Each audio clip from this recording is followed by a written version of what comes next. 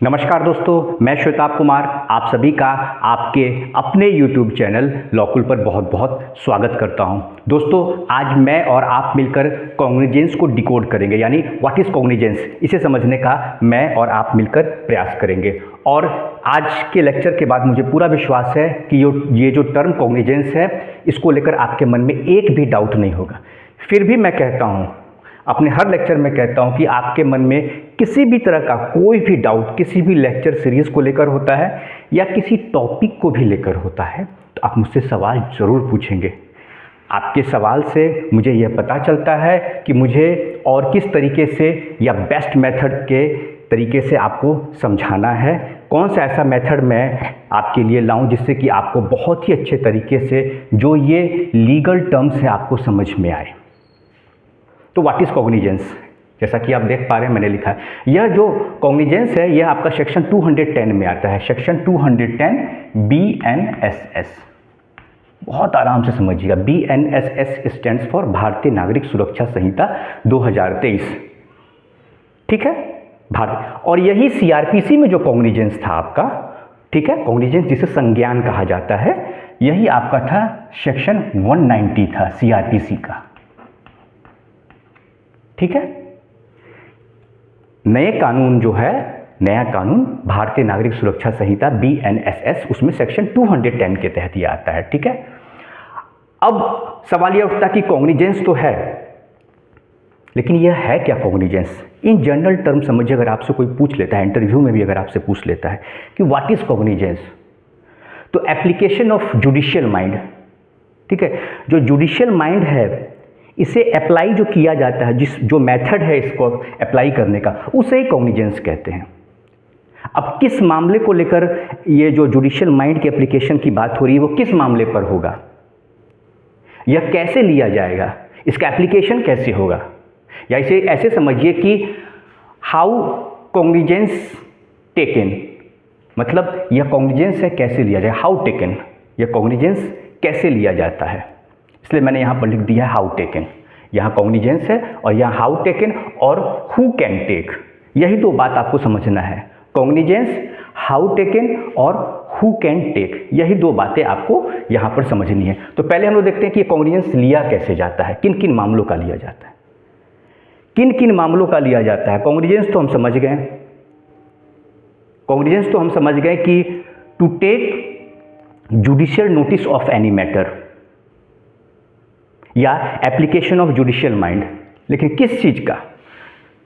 तो जो कंप्लेंट आता है, कंप्लेंट कोर्ट में होता है ना, कोर्ट में कंप्लेंट फाइल करते हैं हम, सेक्शन 223 भारतीय नागरिक सुरक्षा संहिता BNSS और CRPC में सेक्शन 200 था। तो जो प्राइवेट कंप्लेंट जो फाइल किया जाता है, ठीक है, कोर्ट में जाके जो हम केस करते हैं, ठीक है, उस मामले का जो संज्ञान अगर लिया जाएगा, ठीक है, तो वो आपके प्राइवेट कंप्लेंट पर लिया जाता है। और यह प्रोविज़न दिया गया है सेक्शन 210 का 1A। प्राइवेट कंप्लेंट पे कॉग्निजेंस लिया जा सकता है। देखिए, हाउ टेकन, तो कैसे लिया जाएगा, प्राइवेट कंप्लेंट पर लिया जाएगा। पहला सवाल यही है कि कैसे लिया जाएगा कॉग्निजेंस, हाउ टेकन, तो अपॉन प्राइवेट कंप्लेंट, कंप्लेंट पर लिया जाएगा, सेक्शन 210 1A। यह तो हो गया इस चीज़ का कॉग्निजेंस, लेकिन यह मामला आएगा, यहाँ पे जुडिशियल माइंड का एप्लीकेशन किया जाएगा, कोर्ट के द्वारा अप्लाई किया जाएगा जुडिशियल माइंड का। अब upon police report, police report जो पुलिस इन्वेस्टिगेशन करती है, ठीक है, कोई क्राइम हुआ उसको लेकर FIR रजिस्टर्ड हुआ या कोर्ट ने आदेश कर दिया पुलिस को टू इन्वेस्टिगेट एंड रिपोर्ट, तो वो जो रिपोर्ट होती है ना, पुलिस रिपोर्ट, उस पुलिस रिपोर्ट के आधार पर जो कॉग्निजेंस लिया जाता है, यह एक तरीका हो गया। तो यह हो गया आपको सेक्शन 210 का 1B, एक तरीका यह हो गया। हाउ टेकन, मैंने कहा ना कॉग्निजेंस कैसे लिया जाएगा, तो प्राइवेट कंप्लेंट पे लिया जा सकता है, पुलिस रिपोर्ट पर लिया जा सकता है, और एक और तरीका सु मोटू, स्वतः संज्ञान। कोर्ट को यह अधिकार है कि वह स्वतः संज्ञान भी ले सकती है। अपने जुडिशियल माइंड को अप्लाई करते हुए कोर्ट स्वतः संज्ञान भी सु मोटू भी ले सकती है, या फिर किसी ऐसे पर्सन से ले सकती है जो कि पुलिस ऑफिसर न हो। पुलिस ऑफिसर हो गया तब तो वहाँ पे पुलिस रिपोर्ट की बात आ गई, जब कोई इन्फॉर्मेशन पुलिस ऑफिसर से मिल रहा है, पुलिस ऑफिसर इन्फॉर्मेशन क्या देगा? इन्वेस्टिगेशन के बाद ही ना देगा। तो अगर पुलिस ऑफिसर से इन्फॉर्मेशन मिल रहा है तब तो इधर आ गया, 210(1)(b) में आ गया, पुलिस रिपोर्ट हो जाएगा। तो पुलिस ऑफिसर नहीं, अदर देन पुलिस ऑफिसर से किसी भी व्यक्ति से अगर कोई इन्फॉर्मेशन मिलता है, ठीक है, इन्फॉर्मेशन मिलता है और उस पर कोर्ट के द्वारा जो संज्ञान लिया जाता है वह होता है आपको सू मोटू, स्वतः संज्ञान। ये का आ गया सेक्शन 210(1)(c), ठीक है, यहाँ पर दिख रहा होगा आपको, यहाँ भी मैं एक बार लिख देता हूँ, सेक्शन 210(1)(c), ठीक है। तो कैसे लिया जाएगा? How cognizance can be taken? तो cognizance can be taken upon complaint, upon private complaint, upon police report, upon receiving information from any person other than a police officer और अपॉन हिज ओन नॉलेज, यानी सू मोटू, स्वतः संज्ञान। या तो किसी ऐसे व्यक्ति से जो कि पुलिस ऑफिसर नहीं है उसके द्वारा भी कोई इन्फॉर्मेशन मिलता है तो उस पर भी न्यायालय को संज्ञान लेने का अधिकार है, या स्वतः संज्ञान खुद की नॉलेज में भी, अगर उनकी जानकारी में भी, कोर्ट की जानकारी में भी अगर कोई बात आती है तो उसका भी संज्ञान कोर्ट के द्वारा लिया जा सकता है। अब इसे लेगा कौन? यह जो संज्ञान होता है, ये जो कॉग्निजेंस होता है, यह किसके द्वारा लिया जाएगा? तो फर्स्ट क्लास मजिस्ट्रेट के द्वारा लिया जाएगा। किसके द्वारा लिया जाएगा?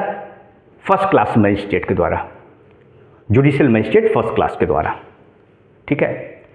और जुडिशियल मजिस्ट्रेट सेकंड क्लास के द्वारा भी कॉग्निजेंस लिया जाता है, जिन्हें कि जो चीफ जुडिशियल मजिस्ट्रेट हैं उन्हें अगर स्पेशली इम्पावर्ड करते हैं, उन्हें अधिकृत करते हैं, ठीक है, क्योंकि यह जो पूरा एडमिनिस्ट्रेशन होता है हमारे जो जुडिशियल मजिस्ट्रेट का, ठीक है, एक तरह समझिए इनका जो पूरा एडमिनिस्ट्रेशन होता है वो किन के द्वारा किया जाता है? तो यह किया जाता है चीफ जुडिशियल मजिस्ट्रेट के द्वारा, ठीक है। तो जो हमारे लर्नेड चीफ जुडिशियल मजिस्ट्रेट हैं वह अगर किसी जुडिशियल मजिस्ट्रेट सेकंड क्लास को इम्पावर्ड करते हैं, अधिकृत करते हैं, उन्हें यह शक्तियाँ देते हैं कि आप भी इन मामलों का संज्ञान ले सकते हैं, तो ऐसे मजिस्ट्रेट भी संज्ञान ले सकते हैं, ठीक है। तो कॉग्निजेंस क्या होता है? To take the judicial notice of any matter या एप्लीकेशन ऑफ जुडिशियल माइंड। जैसे ही जुडिशियल माइंड को हमने अप्लाई किया, कोर्ट ने अप्लाई किया, कोई मामला कोर्ट के सामने आया, ऐसे समझिए कॉग्निजेंस को, न्यायालय है, न्यायालय सामने न्यायालय है, मामला आता है सामने, ठीक है, मेरे सामने मामला आया। अब वो मामला आया, उसका जैसे ही मैंने जुडिशियल नोटिस उस मामले का लिया मैंने, और वहाँ पे अपने जुडिशियल माइंड को अप्लाई किया मैंने उस मामले पर, उसे ही कॉग्निजेंस कहेंगे, वहीं से कॉग्निजेंस शुरू हो जाता है। अब वो मामले कौन कौन होते हैं? तो वही मैंने लिखा है हाउ टेकन, ये कैसे होगा, किन किन मामलों का होगा? तो cognizance can be taken upon private complaint. ये थोड़ी कि कहीं कुछ हो रहा है तो वो भी, उसका भी हमने नोटिस ले लिया, नहीं, इसके तरीके दिए हुए हैं, 3 तरीके से होगा। अपॉन कंप्लेंट होगा, जो कोर्ट में जाके केस होता है, सेक्शन 223 भारतीय नागरिक सुरक्षा संहिता और सीआरपीसी में सेक्शन 200 सीआरपीसी में होता था। तो अपॉन प्राइवेट कंप्लेंट हो जाएगा सेक्शन 210(1)(a) के तहत। Upon police report, police report जो है आपका सेक्शन 173 सीआरपीसी था, और यहाँ पर जो है सेक्शन 193 है आपका भारतीय नागरिक सुरक्षा संहिता BNSS में सेक्शन 193। उसके तहत अगर संज्ञान लेते हैं तो सेक्शन 210 के 1B में आ जाएगा। ये पुलिस रिपोर्ट हो गया, प्राइवेट कंप्लेंट हो गया, पुलिस रिपोर्ट हो गया। और दूसरा ये होगा कि फ्रॉम एनी अदर पर्सन, लेकिन एक्सेप्ट पुलिस ऑफिसर, वह पुलिस ऑफिसर नहीं होना चाहिए, उसके अलावा किसी भी व्यक्ति के द्वारा अगर कोई जानकारी मिलती है, ठीक है, किसी भी मामले को लेकर कोई जानकारी मिलती है और कोर्ट को लगता है कि इसका संज्ञान लेना चाहिए, तो यही जो संज्ञान लेना चाहिए, ये जो एक्टिविटी होती है ना, संज्ञान लेना चाहिए, इस मामले का संज्ञान लेना चाहिए, और संज्ञान लेने के बीच में जो पूरा प्रोसेस होता है, यही होता है एप्लीकेशन ऑफ जुडिशियल माइंड। ये थोड़ी कि हर मामले का संज्ञान, कुछ भी कोर्ट में आ गया उसका संज्ञान ले लो, कॉग्निजेंस ले लो और कार्रवाई करो, तब तो फिर मिसयूज होगा। तो यही जो जुडिशियल माइंड का एप्लीकेशन लगाया जाता है, ठीक है, जो कोर्ट को यह अधिकार दिया गया है एप्लीकेशन ऑफ जुडिशियल माइंड, ये जो जुडिशियल माइंड को जैसे ही जो प्रोसेस है अप्लाई करने का, जुडिशियल माइंड को अप्लाई करने की जो प्रक्रिया है, उसे ही हम कॉग्निजेंस कहते हैं, उसे ही हम संज्ञान कहते हैं। कोर्ट ने संज्ञान ले लिया, आम बोलचाल की भाषा में कहते हैं केस खुल गया, लोग कहता है केस खुल गया, कॉग्निजेंस हो गया, केस खुल गया, ठीक है ना। ग्रामीणों के द्वारा अक्सर बोला जाता है, गांव देहात में बोला जाता है, या उनकी समझने के लिए बोला जाता है, क्योंकि टेक्निकल टर्म है कॉग्निजेंस या संज्ञान, वो समझेंगे नहीं तो लोग कहते हैं केस खुल गया। तो केस खुलने का मतलब क्या हुआ कि वो केस का एडमिशन हो गया, बर्थ ऑफ द केस हो गया, केस का जन्म हो गया, उसका एडमिशन अब हो गया। केस का कहाँ एडमिशन हो गया? जन्म हो गया केस का, बर्थ हो गया, और एडमिशन कहाँ हो गया? तो कोर्ट में हो गया, न्यायालय में हो गया। अब जब हो गया तो अब आगे की उसकी प्रक्रिया चलेगी ऐसे, ठीक है। तो जैसे ही बर्थ होता है, केस का जन्म हुआ, बर्थ हुआ, ठीक है, बर्थ ऑफ द केस हुआ, जैसे ही देखिए cognizance birth of the case, birth of the case, ठीक है। केस का जैसे ही बर्थ हुआ, जन्म हुआ, और जो आगे की प्रक्रिया न्यायालय के द्वारा की जाती है, ठीक है, क्योंकि कोर्ट किस मामले को लेकर सुनवाई करेगी, ट्रायल किस मामले को लेकर होगा, किस मामले को लेकर ट्रायल होगा? अरे उसी मामले को लेकर तो होगा जिसका कोर्ट ने संज्ञान लिया है, जहां कोर्ट, जिस मामले पर कोर्ट की नजर गई है। जब तक कोर्ट की नजर किसी मामले पर नहीं जाएगी, कोर्ट उस मामले पर क्यों कार्रवाई करेगी? ऐसे थोड़ी ना कि कोई मामला कोर्ट में आया, उस पर कार्रवाई शुरू हो गई। देखिए बिल्कुल प्रैक्टिकल तरीके से बता रहा हूं, ठीक है। तो जैसे ही जुडिशियल माइंड को कोर्ट अप्लाई करती है और आगे की प्रक्रिया जो होती है, तो जो अप्लाई करने का प्रोसेस है किसी मामले पर, जो जुडिशियल माइंड को अप्लाई करने का जो प्रोसेस होता है, उसे ही हम कॉग्निजेंस कहते हैं, उसे हम संज्ञान कहते हैं। मामले का संज्ञान लिया, ठीक है, मामले का जुडिशियल नोटिस लिया। तो दोस्तों आज का ये लेक्चर मैं यहीं पे कंक्लूड करता हूँ।